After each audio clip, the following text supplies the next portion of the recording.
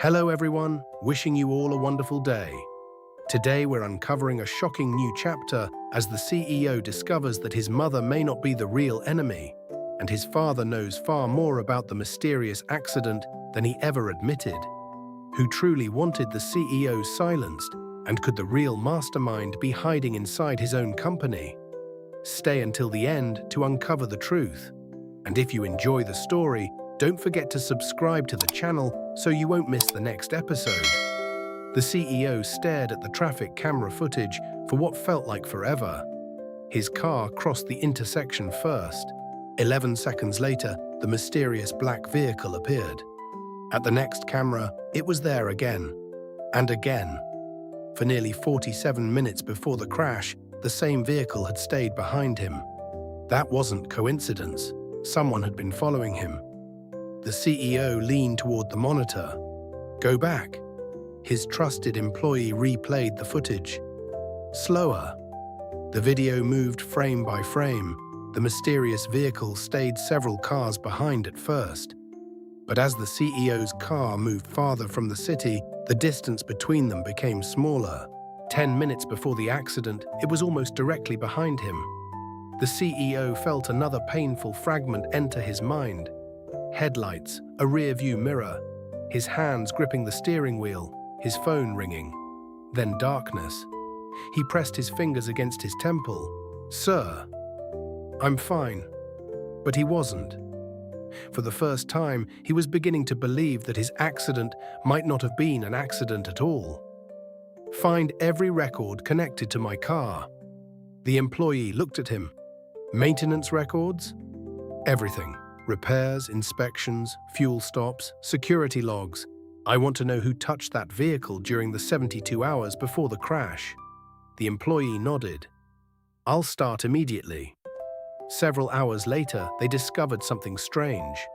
The CEO's car had undergone a routine inspection the afternoon before the accident.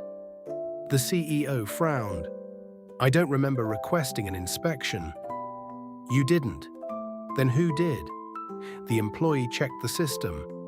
The request came from the Executive Vehicle Management Department. "Who handled it?" The employee searched again, then a name appeared. A senior technician who had worked for the company for nearly 12 years. "Bring him in." The employee didn't move. The CEO looked at him. "What?" "Sir." He hesitated. "He resigned." "When?" "3 days ago." The CEO slowly stood. "3 days ago?" "Yes." "Why?" "No reason listed." The CEO felt cold. "Call him." The employee tried. The number was disconnected. His company email? Deactivated. Home address? They searched. Then the employee looked up. Apparently, he moved. When? "His landlord says he left 2 nights ago." The CEO stared at him. "So the man who inspected my car before the accident suddenly resigns." He paused. "Right after I start investigating." Neither man said what they were both thinking. Someone knew the CEO was asking questions, and whoever it was had moved quickly. "Find him." "Yes, sir." "I don't care how." The employee nodded, but before he could leave, someone knocked urgently on the office door. Another executive entered. "Sir, we have a problem." The CEO looked over. "What happened?" The man placed his phone on the desk. An internal company message had been leaked online. The headline was brutal. "CEO suffering from serious memory loss." Board questions his ability to lead. The CEO's expression darkened. "Where did this come from?" "We don't know yet." He scrolled. More posts appeared. Anonymous sources claimed the CEO couldn't remember important meetings. Others claimed he had become emotionally unstable after his accident. One report even suggested he was secretly receiving treatment and was no longer capable of making major corporate decisions. The CEO almost laughed. Interesting timing. His employee understood immediately. "You think someone leaked this because of the investigation?" "I start asking questions about my accident." He pointed toward the screen. "And suddenly the entire world needs to know I've lost my memory." The executive lowered his voice. The board is nervous. Let them be nervous. Sir, this could affect investor confidence. I know. Your mother has called an emergency meeting. Of course she had. 2 hours later, the CEO walked into the boardroom.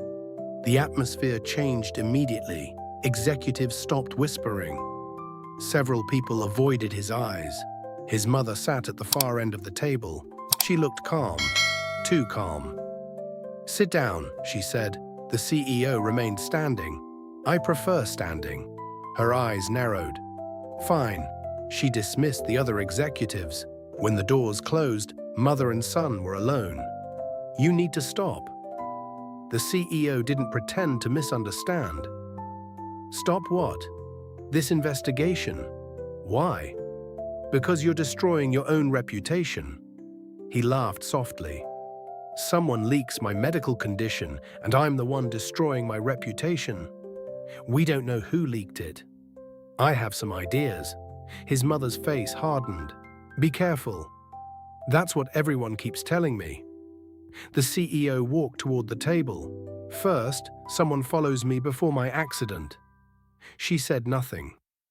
Then I discover I met a mysterious man that day. Still nothing. Now the technician who inspected my car before the crash resigns and disappears. That finally caused a reaction.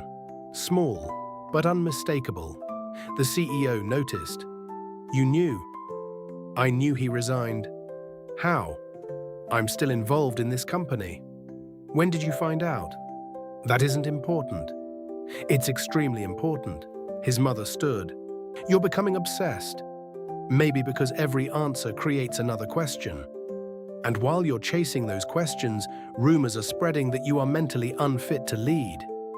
Convenient, isn't it? Her face changed. What are you accusing me of? I haven't decided yet. The words hung between them.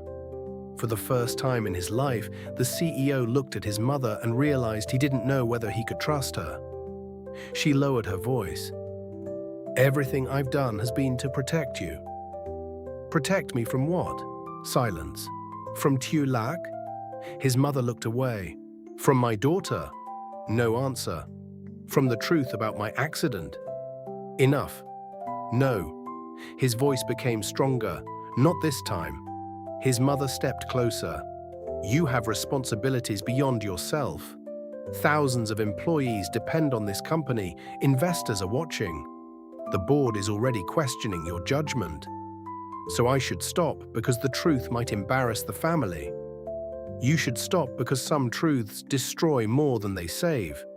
The CEO stared at her. That sentence sounded less like advice. It sounded like fear. Mother, he lowered his voice. Are you trying to protect me? She looked at him. Of course. Or are you protecting a secret? For the first time, she had no answer. The CEO left the boardroom without another word. That evening, he returned to the private office. His trusted employee had found no trace of the missing technician. No active phone, no bank activity, no travel record, nothing. It was as if the man had deliberately disappeared. The CEO sat alone after everyone left. He opened the old photographs of Tieu Lac and their daughter on his phone. For a moment, he wondered whether he should return to the village. Things were simpler there. His daughter would run toward him. Tieu Lac would probably pretend she wasn't worried. But he knew he couldn't go back yet. Not until he understood what had happened. At 11:47 p.m., his phone vibrated. Unknown number. The CEO stared at the screen. A message appeared. Only one sentence. If you want to know why you had the accident, ask your father. The CEO stopped breathing. His father. Until now, every road had seemed to lead toward his mother. But suddenly, the investigation had turned in a completely different direction. And there was one terrifying problem. His father had never spoken to him about the accident. Not once. The anonymous message remained on the CEO's phone long after midnight. If you want to know why you had the accident, ask your father. He read it again. Then again. At first, the message made no sense. His father had been in the hospital for a long time. After the accident, his health had worsened, and communication with him had become almost impossible. But the more the CEO thought about it, the stranger everything felt. Everyone had talked about his mother. Everyone had talked about Tieu Lac. Everyone had talked about the company. But almost nobody had ever talked about what his father had been doing before he was hospitalized. The CEO immediately called his trusted employee. "I need another investigation." The employee sounded tired but alert. "Into what?" "My father." There was a brief silence. "Your father?" "Yes." The CEO stood by the window. "I want everything from the weeks before he entered the hospital." "Medical records?" "Not medical records, his schedule." He became more serious. "Meetings, calls, visitors, company access, board meetings, private appointments, anything he did before his condition suddenly became worse." The employee hesitated. "Sir, some of those records may be restricted." "Then find a legal way to access them." "Yes, sir. And one more thing." "What?" "I want the full history of the board during the same period." The employee immediately understood. "You think this is connected to the company?" "I don't know what I think anymore." The CEO looked at the anonymous message. "But someone wants me to ask my father." By morning, the first batch of records arrived. The CEO sat alone in the private office and began reviewing them. His father's schedule looked normal at first. Regular board meetings, financial reviews, private lunches, meetings with senior executives. Then one detail caught his attention. Exactly 10 days before his father was hospitalized, the older man had called an emergency meeting with only 4 members of the board. No official agenda had been recorded. The CEO pointed at the screen. "What was this about?" His employee shook his head. "There are no minutes." "No minutes?" "No official minutes." "That's impossible." "For a normal board meeting, yes." The CEO leaned back. "So someone deliberately kept it off the record." "That's what it looks like." "Who attended?" The employee displayed the list. The CEO immediately recognized 2 names. One belonged to the senior board member whose image had appeared near the company garage before his accident. The second belonged to his mother. The CEO's expression changed. "My mother was there?" "Yes." "And my father?" "He called the meeting." The CEO stared at the screen. "What happened after?" The employee opened another document. "The next morning, your father requested access to several years of financial reports." "What kind?" "Internal investments, subsidiary transfers, security contracts." The CEO froze.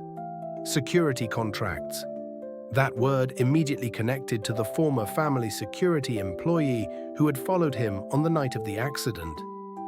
"Show me the companies." Several names appeared. Most meant nothing to him. Then one name looked familiar. He had seen it somewhere. A flash of memory. A computer screen. His own finger pointing at a transaction. His father standing beside him. Then a voice. "This company shouldn't exist." The CEO suddenly grabbed his head. "Sir? I remembered something?" The employee stood. "What?" "My father and I were looking at these records together." "Before your accident?" "I think so." The CEO closed his eyes. Another fragment came back, his father lowering his voice. "If the board finds out what you know, you need to be careful." Then darkness. The CEO opened his eyes. "Find every payment connected to that company." The employee began searching. Several minutes later, his face became serious. "Sir? What?" "There were monthly transfers for almost 3 years." "To whom?" "The company received money through several subsidiaries." "And what did it pay for?" The employee scrolled. "Vehicle services, private security, consulting." The CEO felt cold. Vehicle services, security, 2 areas directly connected to the mystery surrounding his accident. But there was more.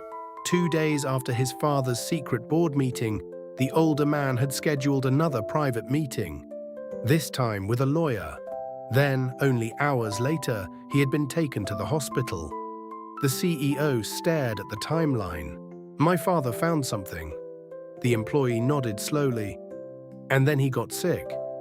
The CEO looked at him. "You think that was connected?" "I can't say." "Neither can I." The CEO stood. "But I'm done ignoring coincidences." By afternoon, he requested additional board records. That was when things became even more disturbing. During the weeks before his father's hospitalization, several directors had tried to remove him from control of a major internal oversight committee. The official explanation was health, but the documents showed his father had strongly resisted. One email included a sentence that made the CEO stop. "Certain members of this board are protecting activities that should never have been approved." The CEO read it twice. "Who wrote this?" "Your father." Another message appeared. This one had been sent privately to his mother. "If anything happens to me, do not let our son investigate alone." The CEO stared at the screen. His heart began pounding. His father had known. Maybe not everything, but enough to fear something was coming. That evening, the CEO went directly to his mother. She was in her office when he entered. She looked up. "You should knock." He closed the door behind him. "You knew my father was investigating the board." Her expression changed, only slightly, but he saw it. "What are you talking about?" 10 days before he went to the hospital, he called a secret board meeting. His mother said nothing. "You were there." Silence. He requested financial records after that meeting. Still nothing. He met with a lawyer. The CEO stepped closer, and then he ended up in the hospital. His mother stood. "Be very careful what you're suggesting." "I'm not suggesting anything." He placed printed documents on the desk. "I'm asking why nobody told me." She glanced at them. "Because your father's business affairs had nothing to do with your accident." "Are you sure?" Her jaw tightened. The CEO continued. "One of the companies he investigated paid for vehicle services and private security." His mother looked away. "The same kinds of services connected to people now appearing in my investigation. That proves nothing." "No." He nodded. "But this might." He placed the old email in front of her. Her face went pale. "If anything happens to me, do not let our son investigate alone." The CEO stared at her. "Why did he send you this?" She remained silent. "Mother." "Nothing." "What did father discover?" Her eyes slowly met his. "Stop." The CEO almost laughed. "You keep saying that." "Because I'm trying to protect you." "From who?" She looked toward the closed office door. That movement answered more than words could. The CEO lowered his voice. "Someone on the board?" His mother closed her eyes. "Go back to Tieu Lac." He stared at her. "What?" "Go back to the village." "Why?" "Because you're safer there." The CEO stepped closer. "Safer from my own company."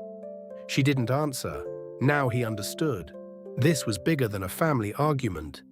Bigger than his mother trying to control his relationship with Tieu Lac. His father had been investigating something before being hospitalized. The CEO had apparently continued that investigation. Then his accident happened. And now someone was trying to destroy his credibility before he remembered enough to finish what his father had started. "Mother." His voice became quiet. "When you tell me to stop investigating." He paused. "Are you protecting me?" She looked at him. "Or are you protecting the people father was trying to expose?" For the first time, his mother looked genuinely frightened. Then she whispered, "Your father made one mistake." The CEO froze. "What mistake?" He believed everyone sitting at that boardroom table was loyal to this family. She looked directly into his eyes.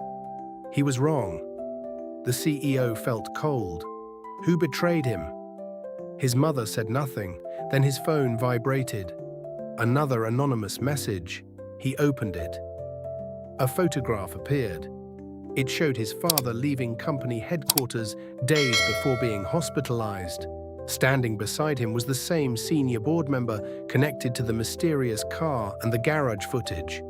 Underneath the image was one sentence: "Your father found the truth first. You were next." The CEO slowly raised his eyes toward his mother, and suddenly his accident no longer looked like the beginning of the mystery. It looked like the second warning. The CEO secretly investigates his father's activities before he was hospitalized and uncovers troubling links to the company's board. Records reveal that his father held an unrecorded emergency meeting, reviewed suspicious financial transfers, questioned private security and vehicle service contracts, and even met with a lawyer shortly before his health suddenly collapsed. The CEO then discovers an alarming message from his father to his mother, warning her not to let their son investigate alone if anything happened to him. Confronting his mother, the CEO demands to know what his father had uncovered.